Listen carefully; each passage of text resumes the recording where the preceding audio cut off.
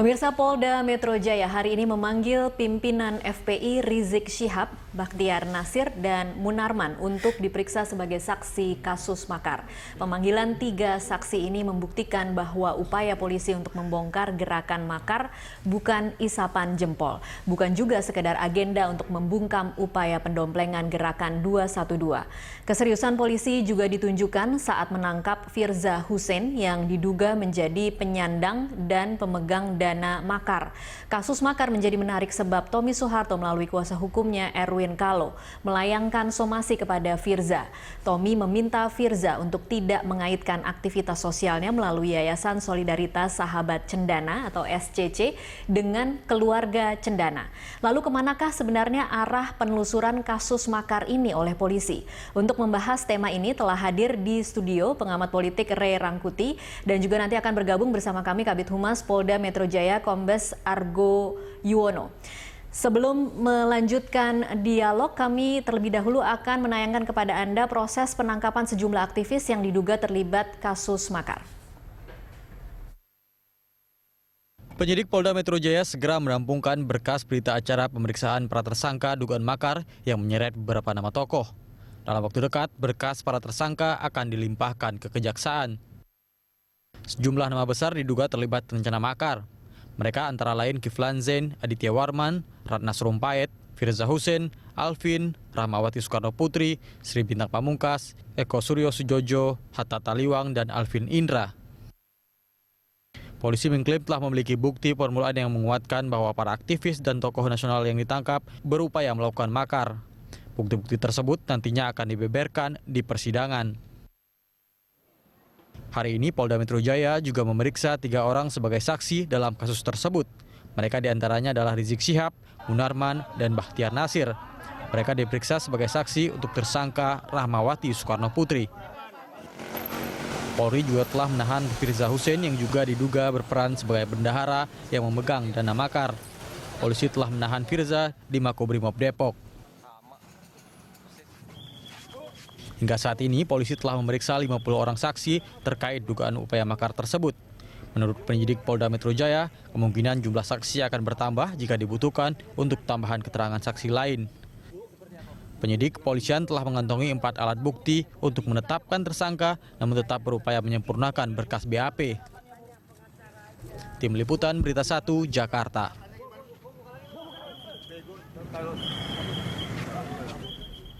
Ya, pemirsa, saya akan langsung sapa narasumber saya yang sudah ada di studio pada sore hari ini. Ada Bang Ray Rangkuti. Selamat sore, Bang Ray. Ya, dan juga bergabung dari luar studio Erwin Kalo, kuasa hukum dari Tommy Soeharto. Selamat sore, Mas Erwin. Ya, selamat sore Mbak Tasya, sama Pak Ray. Ya. Mas Erwin, saya ke Mas Erwin terlebih dahulu. Mas Erwin, Anda mengatakan sudah melakukan somasi dari tahun-tahun lalu terhadap Firza Hussein, tetapi tidak ada jawaban. Somasinya seperti apa persisnya, Mas Erwin? Ya, jadi begini, saya ceritakan dulu ya. Jadi sebenarnya ini cuma salah satu. Pada tahun 2014 dan 2015 itu banyak sekali pihak-pihak tertentu yang mencatut nama klien kami ya, Bapak Hutomo Mandala Putra. Kami diberikan kuasa itu tanggal 31 Agustus 2015 ya. Sudah ada beberapa pihak yang kita somasi, bahkan ada yang kita laporkan di polisi, di cyber. Jadi ada yang mencatut nama beliau di akun-akun palsu itu ya. Di tahun 2015 ya ada yang tidak berlanjut karena minta maaf, ada beberapa komunitas-komunitas yang mencatut nama beliau kita somasi. Nah, ini yang Saudari Firza kita sudah somasi dari 20 Desember ya. 20 Desember 2016. Tapi sebelumnya itu sudah dihimbau-himbau. Sebelum somasi kan biasanya ada penyelidikan dulu, kita lihat benar apa tidak ya. Kita lihat beberapa di media sosial foto beliau dipakai ya, itu yang kami keberatan. Oke, baik Mas Firza, Mas Erwin, kalau Anda menyebut sebelum 20 Desember 2016 setelah akhirnya mengeluarkan somasi ada himbauan-himbauan, apa jawaban Firza terhadap himbauan-himbauan yang Anda lakukan? Setiap kita kasih itu tidak ada respon. Itu masalahnya, tidak ada respon. Jadi, dan kuasa yang kami terima dari Pak Tommy itu di Agustus 2015, itu tidak khusus kepada Firsa, kepada kelompok-kelompok atau komunitas-komunitas atau ormas-ormas yang membawa-bawa nama beliau tanpa izin. Oke, Ya, kalau sepengetahuan Anda, apa sebenarnya peran Firza di Solidaritas Sahabat Cendana? Saya tidak tahu persis perannya, tetapi dalam data-data yang ada di situ Saudari Firsa sebagai ketua umum yayasan atas nama Yayasan Solidaritas Cendana. Sahabat Cendana di sini Sahabat maksudnya Cendana adalah keluarga Soeharto atau seperti apa, Mas Ya Erwin? pastinya tadinya kita pikir ini Cendana mana, siapa tahu Cendana di NTB juga ada jalan Cendana. Iya. Cuman setelah sebelumnya kita telusuri, di situ kan Sahabat Cendana tapi foto-foto klien kami. Ya tentunya Cendana yang mana lagi kan?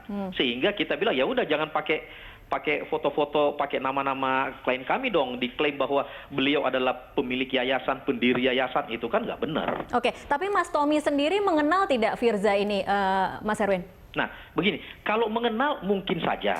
Jadi saya perlu terangkan bahwa beliau itu banyak sekali menerima audensi dari kelompok-kelompok masyarakat. Ya, ada kelompok pengusaha batu aki, ada beberapa kelompok dari donor darah, ya, ada dari Persatuan Mubalik. Beliau banyak audensi yang mungkin dia audensi foto-foto apa semua gitu loh. Oke, tapi jadi kalau Anda mengklarifikasi kepada Tommy Soeharto, yayasan ini benar milik keluarga atau bukan? Tidak ada hubungannya sama sekali. Tidak ada hubungan, oke. Tidak ada Sementara hubungannya. mengenal atau tidak mengenalnya Firza tidak yakin? Kalau kenal mungkin pernah ketemu di audensi kan banyak yang audensi. Tetapi apakah ada misalnya beliau mendukung atau tidak kan bisa kita lihat di anggaran dasarnya, anggaran rumah tangga. Karena begini, biasanya yang kami dimintai bantuan begini.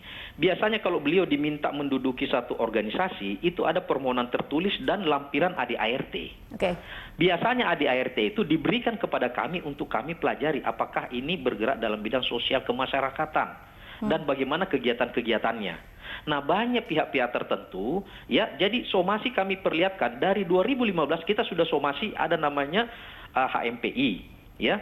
2016 bahkan kita sudah kirim surat ke Facebook dan Twitter untuk menutup akun-akun tertentu yang mengatasnamakan beliau. Nah, yang kita temui di lapangan biasanya memakai nama-nama beliau baru mencari dana.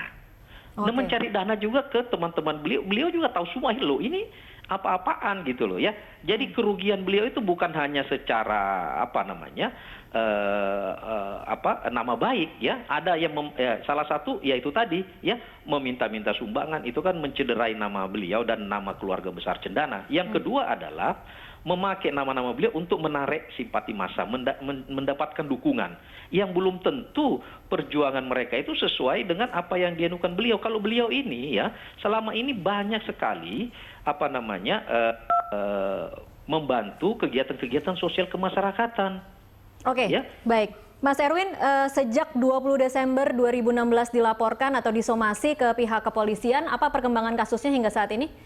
Belum ada, bukan 20 Desember itu kan somasi, tapi somasinya memang kita tembuskan ke beberapa instansi pemerintah. Tapi kita belum laporkan, cuma kita dalam somasi itu begini. Kami bahwa di somasi itu kita mengetahui Anda telah mencatut atau menggunakan nama klien kami secara tidak benar, ya, secara ilegal. Yang kedua, kami minta Anda menghentikan ya perbuatan-perbuatan tersebut. Ya, apabila tidak maka kami akan mengambil tindakan tegas, yaitu melaporkan secara hukum. Jadi kita menunggu apakah masih diulangi lagi oleh yang bersangkutan atau tidak. Itu yang kita lakukan. Oke, baik. Tapi yang saya ingin tekankan di sini, somasi ini bukan hanya kepada Firsa. Ya, ada beberapa kelompok masyarakat yang sudah kita somasi. Jadi jangan ada kesan bahwa gara-gara Firsa ikut makar kita somasi. Oh enggak. Dari 2016 kita sudah melakukan kepada pihak-pihak tertentu, tapi ada yang minta maaf, ya sudah, kita kan ngapain terusin. Ya kan? Ada yang kita sudah laporkan ke Polda Metro. Bisa Pak Argo ngecek nanti di cyber ada nggak laporan beliau? Ada. Cuman biasanya ada yang tidak berlanjut karena minta maaf apa semua, ya buat apa kita terusin. Baik. Laporan-laporan itu ada. Baik, Mas Erwin, ketika kemudian nama Firza ini dikaitkan dengan kasus makar, apakah Anda kemudian lebih mendalami lagi atau mencari tahu sebenarnya siapa sosok Firza dan hubungannya kemudian dengan orang-orang lain yang kemudian mungkin bisa menghubungkan dengan klien Anda? Oh enggak, kita tidak perlu cari tahu karena kita tidak perlu khawatir. Karena memang tidak ada hubungannya dengan klien saya dengan urusan itu. Jadi sepanjang kita, kalau menurut kami, ya kan menurut kami menyatakan sepanjang klien kami tidak ada urusannya dengan itu, buat apa kita cari tahu? Kita cuma mengamankan kepentingan kami dalam arti kata nama baik kami jangan sampai tercoreng oleh oknum-oknum memakai nama-nama beliau. Okay. Masalah itu nanti bagaimana hubungannya itu bukan urusan kami. Baik. Itu biar pihak kepolisian yang uruskan. Sepanjang kita yakin kita tidak ada urusannya dengan itu, ya buat apa kita kurang kerjaan, Mbak, ngurusin dengan siapa dia begini. Ya, Kayaknya bukan kompetensi kami untuk itu. Yang penting sepanjang klien kami memang tidak ada urusannya dengan itu. Nah, tugas kami adalah mengamankan dalam arti kata nama beliau jangan dicatut-catut sehingga mencederai. Baik. Jadi, terakhir ya. Mas Erwin, untuk saat ini perkembangan kasus atau yang diminta oleh klien Anda hanya sekedar minta maaf kemudian kasusnya akan dicabut atau seperti apa? Memang akan terus diperkarakan atau seperti apa? Ya, kalau sudah minta maaf dan tidak mengulangi ya sudah, kita tidak perlu. Oke, hanya permintaan maaf yang diminta ya? Sebab begini Mbak Tasya, kalau kita mau teruskan itu ada ratusan kasus loh yang mencatut nama beliau. Banyak. Kalau Anda ke kantor saya kasih lihat ini loh, 1, 2, 3, 4, 5, banyak sekali. Cuma ya kita ya sudahlah, tapi kita kan harus ada, saya bilang kepada beliau bahwa kita harus ada clearance secara tegas bahwa kita tidak terlibat dengan kegiatan-kegiatan ya pencarian dana, politik, apa semua, sehingga tidak disalah tafsirkan oleh masyarakat. Kalau kita diam kan nanti dianggap benar. Oke, baik. Ya. Terima kasih Mas Erwin Kalo untuk informasinya bersama Prime Time Talk pada sore hari ini.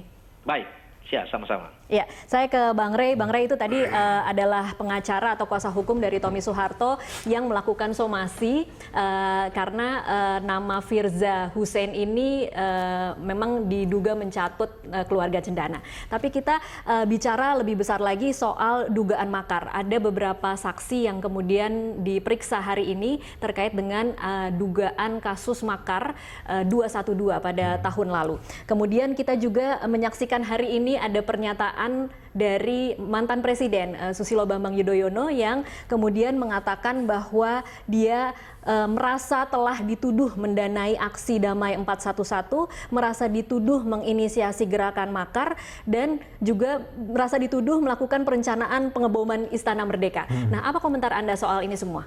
Ya, pertama kan pada hakikatnya orang tidak mau dituduh sebagai pelaku tindak pidana, ya, khususnya makar, karena itu kalau dikategorikan sebagai tindak pidana makar kan sebetulnya sebuah kejahatan yang paling tinggi berkaitan dengan negara gitu, kira-kira itu kan artinya mau menyatakan melawan negara dengan tegaskan dan sebagainya gitu, sehingga siapapun kemudian yang terlibat atau dikenakan dengan pasal-pasal ini ya sebisa mungkin memang betul-betul menjaga dirinya untuk tidak dikait-kaitkan dengan kasus ini. Gitu. Oke, jadi apa yang dilakukan oleh SBY hari ini sudah tepat mengklarifikasi? Ya, menurut saya sekedar bahwa beliau mengklarifikasi bahwa saya tidak ada ya nggak apa-apa, boleh-boleh saja akan sah gitu. Sebagaimana juga orang sekarang berkembang seperti disebutkan tadi yang menyatakan seolah-olah ada keterlibatan pihak Cikeas dalam konteks ini gitu. Tapi anyway, ini kan semua persepsi yang sulit untuk dikontrol, sebetulnya namanya persepsi. Nah, yang menjadi pertanyaan kita kan adalah saya mau minta ketemu Jokowi. Nah, di situ tuh yang menurut saya yang konklusinya ini yang menarik gitu. Kenapa menarik gitu? Karena kalau misalnya PSBY merasa bahwa dirinya itu difitnah, kemudian dari mana fitnah itu kita juga siapa yang memfitnah yang memfitnah, mengapa fitnah itu juga justru seolah-olah sekarang dikembalikan ke istana gitu, yang seolah-olah pihak istana lah yang memproduksi fitnah itu dan sebagainya. Itu artinya kan semua ini wilayah yang sama-sama nggak jelasnya gitu ya, yang mau mengatakan bahwa pihak Cikeas terlibat dalam proses pendanaan makar juga hanya tayangan meme di media sosial macam-macam gitu yang kita nggak tahu bagaimana mempertanggungjawabkannya seperti apa gitu. Tetapi juga mengatakan bahwa pihak istana sebetulnya yang mengarahkan isu itu ke sana, itu juga sama dengan mengatakan nggak jelasnya juga. Sama dengan tuduhan tidak jelasnya juga. Gitu. Jadi ini semua orang sekarang tergiring oleh dunia yang diolah-olahkan oleh dia, diseolah-olahkan oleh dirinya gitu ya. Seolah-olah saya yang kena, seolah saya yang kena dan seterusnya. Tapi tentu saja memberi hak jawab, memberi pengertian, memberi jawaban terhadap itu ya boleh-boleh saja, dan penting juga itu dilakukan supaya model-model pembunuhan karakter melalui media sosial itu juga harus dilawan juga. Harus dilawan. Oke. Baik, kita akan bahas lebih lanjut di segmen selanjutnya. Pemirsa tetaplah bersama kami.